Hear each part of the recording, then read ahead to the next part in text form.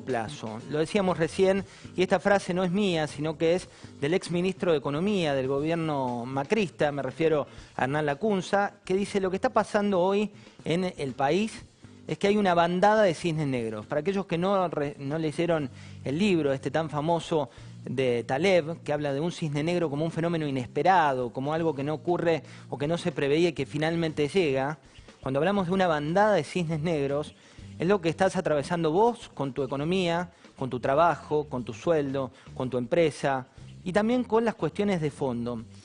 Hay 4 claves que tenés que tener en cuenta de cara al corto plazo. La primera es el tipo de cambio. No está bien lo que está ocurriendo con este dólar a 110 pesos de dólar paralelo con el dólar oficial en 63 pesos. Dice la historia económica argentina, para aquellos que nos divierte y nos gusta leerla, que cada vez que esas brechas se amplían, cada vez que la brecha entre el tipo de cambio oficial y el tipo de cambio paralelo se amplía, empiezan a frenarse determinadas variables clave en la economía. Por ejemplo, en esta época es temporada alta para el campo. ¿Y el campo qué dice? Bueno, si yo te liquido y cobro 100 dólares y vos me pagás 60 pesos, pero el dólar está costando 110 en otro mercado, y por ahí me conviene guardar en el silo un tiempo más mi cosecha. ¿Es ideológico el tema? No, es gente que trabaja y que quiere cobrar lo que corresponde para su esfuerzo. En paralelo tenés otra cuestión que es la inflación. Te decía, hay una curva de la que pocos hablan. Se habla mucho de la curva más triste, que es la curva de enfermos, de infectados, la curva positiva, que es la de recuperados, la curva terrible en el mundo, que es la de los fallecidos.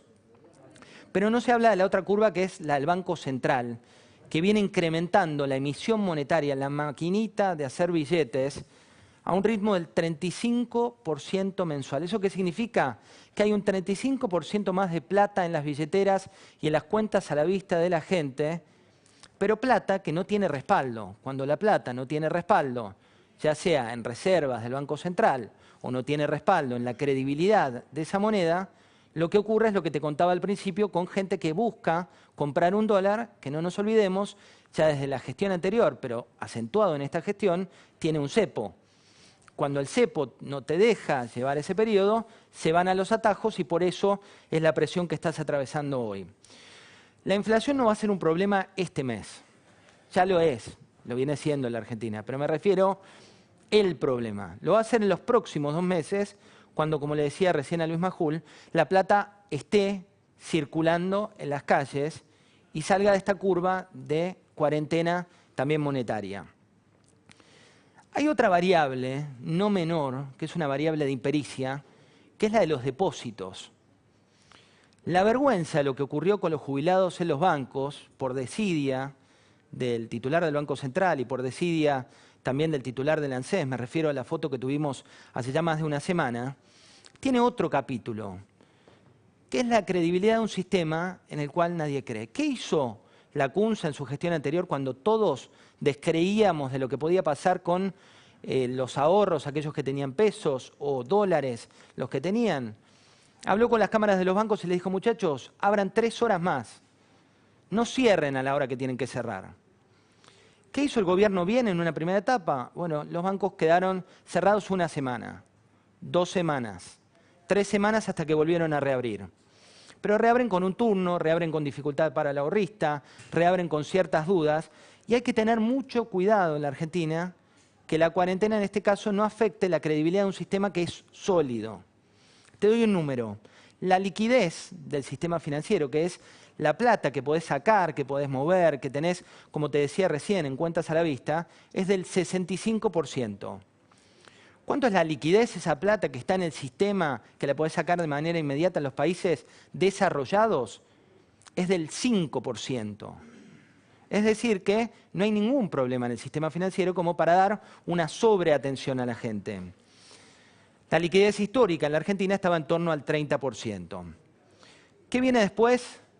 Una recesión, ya lo anticipó hoy el Fondo Monetario Internacional, con una caída de 5,7% del Producto Bruto Interno. No es culpa del gobierno actual, es culpa de esta bandada de cisnes negros, pero hay algo que no puede pasar inadvertido. En menos de 4 semanas, el gobierno tiene que presentar la propuesta de reestructuración de deuda que ya está preparada para que la Argentina no entre en un default. ¿Qué pasa si la Argentina entra en un default? Algo similar a lo del impuesto a la riqueza. Lo van a aplaudir al presidente durante 3 días los del núcleo más extremo, los que creen que el que progresa es porque peca, los que creen que el que trabaja y que gana su dinero a fuerza de esfuerzo tiene que tener cada vez más impuestos.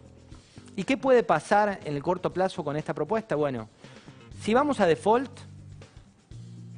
el discurso de barricada van a ser aplausos por 3 días del núcleo duro, del kirchnerismo extremo.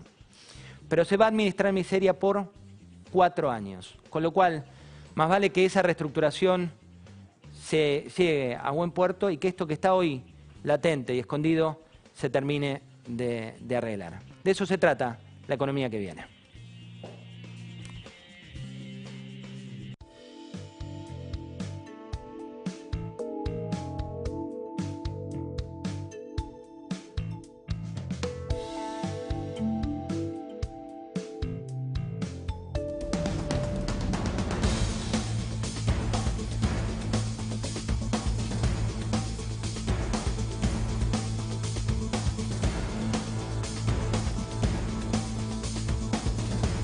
Ya no es Carlos Heller, ya no es solo Máximo Kirchner, es el presidente Alberto Fernández, Pablo.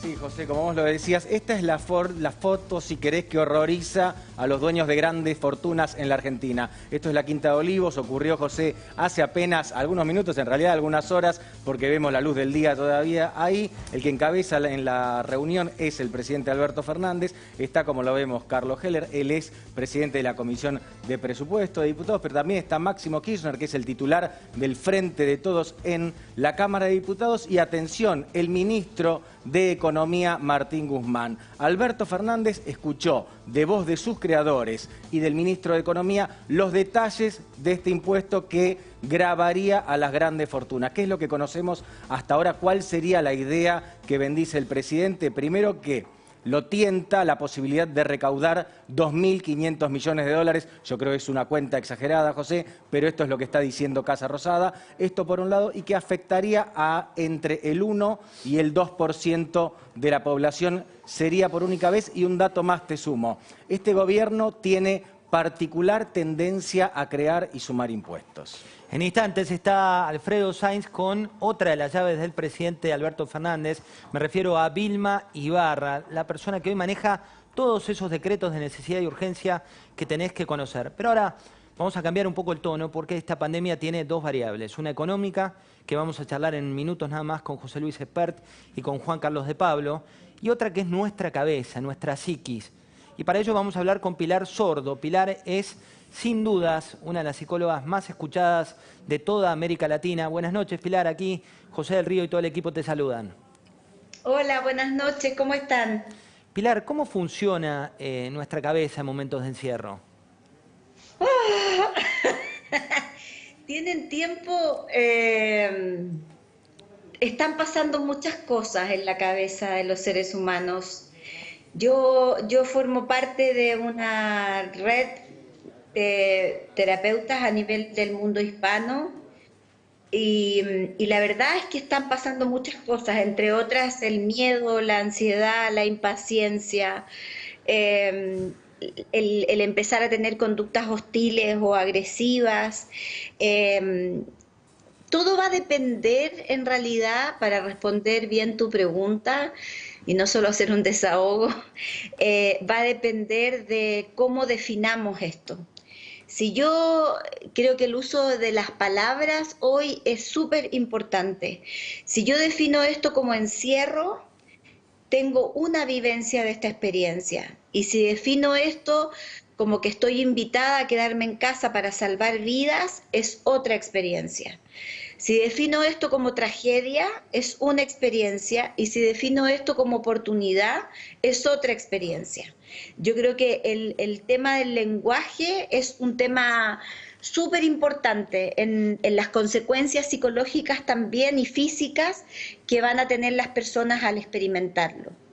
Pilar, ¿cómo tenemos que trabajar para que nuestra cabeza no funcione con esta mayor irritabilidad? Uno la vive en su trabajo, la vive en todas las cuestiones constantes donde toda la gente está como más tensa, más nerviosa, como si algo tremendo fuera a pasar en todo momento. ¿Cómo se logra obtener mayor calma en ese sentido?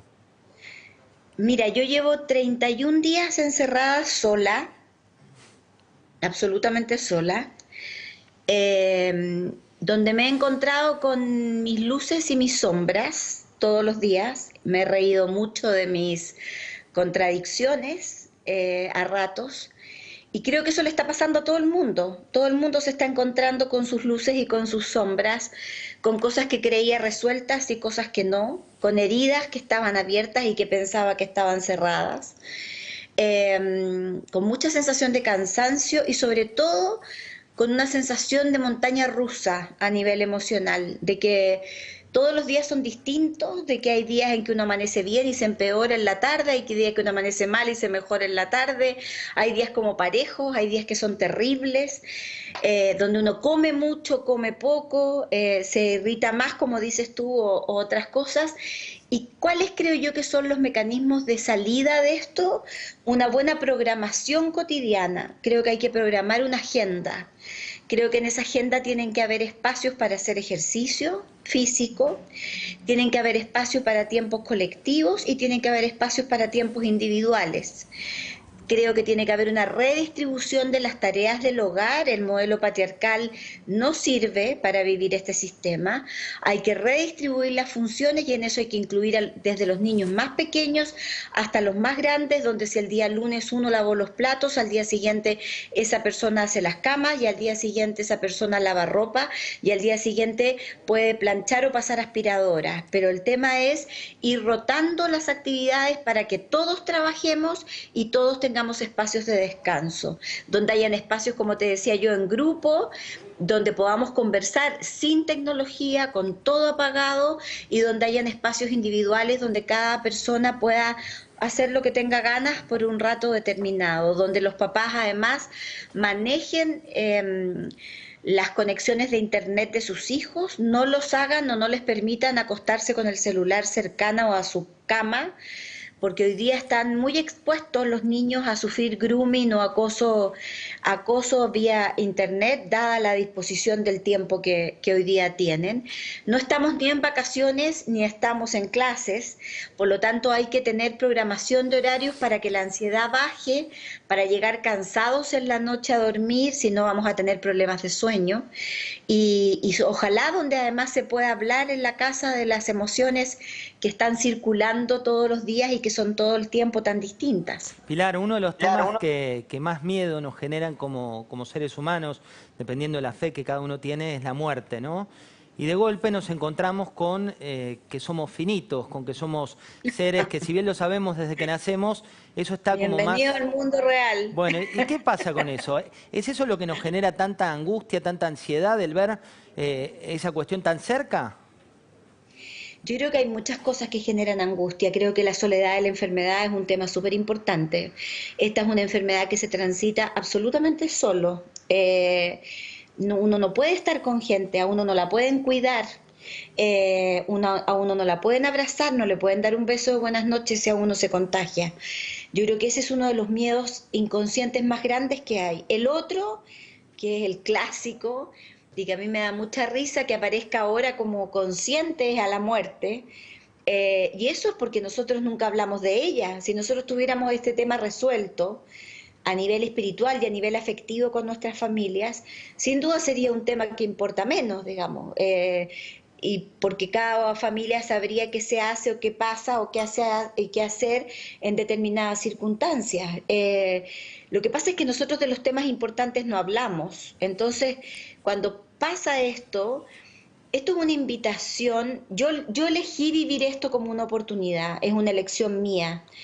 Y esta es una invitación no a entrar en las casas físicas, es una invitación a entrar en una casa un poquito más profunda, que tiene que ver con el mundo interior de cada persona, donde esa casa interna también requiere limpieza, también requiere desinfección, también requiere eliminar lo que no sirve, también requiere ordenar prioridades y hacerse las grandes preguntas de la historia que a veces decimos, y muchas veces dijimos, que no teníamos tiempo para hacerlas. ¿Cuántas veces dijimos, si yo estuviera en mi casa haría tal o tal cosa? ¿Cuántas veces escuchamos frases incluso de Mafalda, paren el mundo que me quiero bajar?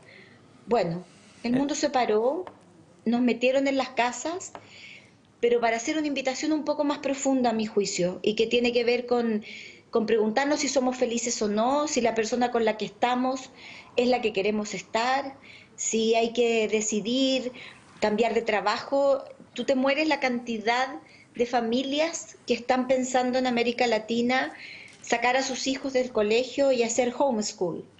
La cantidad de gente que decidió que quiere seguir con teletrabajo y no quiere volver a una oficina. La cantidad de parejas que se van a separar después de este proceso. La cantidad de parejas que se van a reencontrar o se están reencontrando en este proceso. La cantidad de bebés que van a nacer en diciembre, producto de algo instintivo al ser humano, que es aparearse cuando hay crisis mundiales. Esto es un fenómeno que en las guerras ha estado tremendamente estudiado. La cantidad de papás que están recién conociendo a sus hijos e hijas y se están dando tiempo de observarlos en la cotidianidad. La cantidad de gente que me escribe y me dice, por Dios, que cuesta limpiar una casa, y que antes parece una tarea insignificante, donde muchas, incluso mujeres en el modelo patriarcal clásico, desvalorizábamos, y hoy día hasta los hombres reconocen que es un trabajo tremendo diario. Entonces, estas son las cosas importantes. Algo va a pasar con el consumo después de esto. Algo va a pasar con lo que de verdad necesito, o que en realidad necesito menos de lo que yo suponía. Algo tiene que pasar con el valor del dinero posterior a este evento. Algo tiene que pasar con los sistemas bancarios. Y creo que todas esas invitaciones pueden ser una oportunidad. Yo siempre digo que los cambios sociales, y es algo que yo he visto en mis investigaciones, se mueven en 3 tercios. Un tercio no necesitó nunca el coronavirus para poder cambiar o tener mayores niveles de conciencia. Ese tercio ya venía consumiendo menos, ya valoraba los afectos, ya había valorado el tiempo, ya estaba reorganizando su vida con otras prioridades. Y por lo tanto, con el coronavirus, lo que ese tercio va a hacer es confirmar que las opciones que ya venía tomando están bien tomadas. Hay otro tercio que con coronavirus, con la muerte de la madre o con lo que fuere, no va a entender nunca. Y no porque sean tarados, sino que porque no tienen los niveles de conciencia todavía, o porque les da tanto miedo este fenómeno que prefieren negarlo. Y son los que salen en cuarentena, son los que salen a las filas, son los que se toman vacaciones y se van a Gesell de un fin de semana porque suponen que están en vacaciones. Y hay otro tercio, que es por el que yo trabajo y me levanto todos los días, que es el tercio que se puede mover en este momento hacia un extremo o hacia el otro, y que tiene la oportunidad de aumentar sus niveles de conciencia y cambiar sus prioridades producto de esta pandemia. Y creo que por lo menos yo estoy dando todo de mí, a diferencia de mucha gente, estoy agotada, no tengo tiempo. Me encantaría poder ver una serie de Netflix, no he tenido segundo, y poder cocinar todas esas cosas que la gente en Instagram hace, estar muy fitness, haciendo mucho ejercicio, que es lo que sale en todas las redes.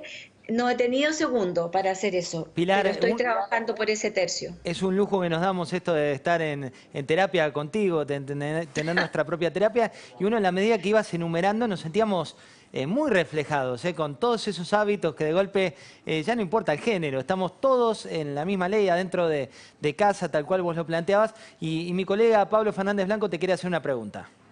¿Cómo estás, Pilar? Y una pregunta muy terapéutica. Pablo. Bien, por acá todo bien en cuarentena. Una consulta. Acá la política está muy preocupada por el día después de la cuarentena en términos sanitarios. Y yo te pregunto, ¿qué tendríamos que considerar para el día después de la cuarentena, pero desde el punto de vista de nuestra cabeza, o si querés desde la psicología en general? Ay, es que con eso está pasando algo tan entretenido a nivel mental. Los seres humanos somos tan contradictorios. Porque las 2 primeras semanas, esto estoy hablando a nivel latinoamericano, estoy haciendo una especie de visión mucho más global del continente, que es mi casa de trabajo. Las 2 primeras semanas hubo una especie de shock como de negación, de decir, me están jodiendo, esto es verdad. O sea, hay que hacer cosas, hay que quedarnos en las casas, no queremos, qué angustia, qué miedo. Aparece la palabra encierro en vez de la palabra invitados a salvar vidas. Y en las 2 primeras semanas la gente se empezó a acomodar. Y eso es lo que está empezando a pasar ahora, que la gente se está empezando a acomodar a este circuito. Entonces va a empezar a pasar otro fenómeno que ya empezó a pasar en algunos lugares donde se ha ido levantando la cuarentena. Pues nosotros, por ejemplo, en Chile tenemos cuarentenas parciales e intermitentes dependiendo de los focos de contagio. No hay cuarentena total en Chile. Entonces lo que empieza a pasar, y que está pasando en Ecuador, está pasando en Colombia también, es que la gente tiene miedo de salir. Tiene miedo de abrir las ventanas y de salir a la calle. Hay gente que tiene miedo de volver a las oficinas con horarios horrorosos donde tienen que tomar subte, colectivo y llegar y trabajar y volver y seguir y no sé qué. Y no quieren ese sistema de vida. Entonces, ese proceso yo todavía no lo tengo resuelto en términos de tips o de cosas para poder orientar, pero ese proceso se nos viene fuerte. El miedo de mucha gente a salir y de enfrentar la vida que llevaba, dándose cuenta que no la quiere más y que no le va a quedar otra durante mucho tiempo, porque después viene otra pandemia, ¿no?, que es la económica, en América Latina por lo menos, y yo creo que al final va a ser en el mundo entero, donde vamos a tener que salir a movilizar mucho el sistema económico para que se estabilice y para volver a tener ingresos desde todo punto de vista, digamos. Pero creo que hay algunas cosas que van a cambiar para siempre, que son las que yo les mencionaba en forma anterior. Pilar, hay un tema que planteabas recién, en un ratito vamos a ver en nuestro programa hoy los dos hemisferios. Ya está aquí José Luis Espert, un economista, también Juan Carlos de Pablo. Un beso. En un ratito para... ¿Cómo te va? Qué pelado inteligente. Mira vos, es lo que te dice José Luis. Muchas gracias. Cosas que Por pasan... el pelado. Y bueno, vamos a hablar con él también del otro hemisferio, pero ahora mi colega Alfredo Sainz te quiere hacer una pregunta. Bueno, Pilar, Alfredo, dale. ¿qué tal? ¿Cómo andás? Acá todo indica que vamos a tener varias semanas más de cuarentena. Se dice que el hombre es un hombre animal de costumbre. ¿Qué crees que va a ganar el acostumbramiento a la cuarentena o a medida que pasen las semanas va a ser el momento que nos pudramos de vivir esto? ¿Qué crees que va a pasar? Lo que pasa es que los países que tienen cuarentena total como las de ustedes tienen que vivir un montón de obstáculos porque hay un montón de cosas que pasan con las cuarentenas. Aumenta el consumo de alcohol, aumenta la violencia intrafamiliar, tanto de mujeres, de niños y de viejos. Aumenta la ideación suicida, las conductas depresivas también tienden a aumentar, aumenta por supuesto la conducta ansiosa y los trastornos de alimentación. Entonces, al final, estas patologías que se empiezan a hacer muy enfáticas en las cuarentenas totales, a veces hace que la gente termine por no, sobre todo porque además es distinto vivir la cuarentena en 40 metros cuadrados que en 150. Entonces, empieza a pasar que hay mucha gente que empieza a no respetar la cuarentena porque ya no da más. Eso es un área de algo que puede empezar a pasar. Y hay otra gente que va a pasarle lo que yo te acabo de escribir, que se empieza a acomodar y que le empieza a dar mucho miedo volver al circuito de salir hacia afuera de nuevo. Eso va a depender otra vez, como lo decía al principio, de cómo se define esta situación, de las palabras, de cómo yo defino de una u otra forma lo que es esta experiencia para mí.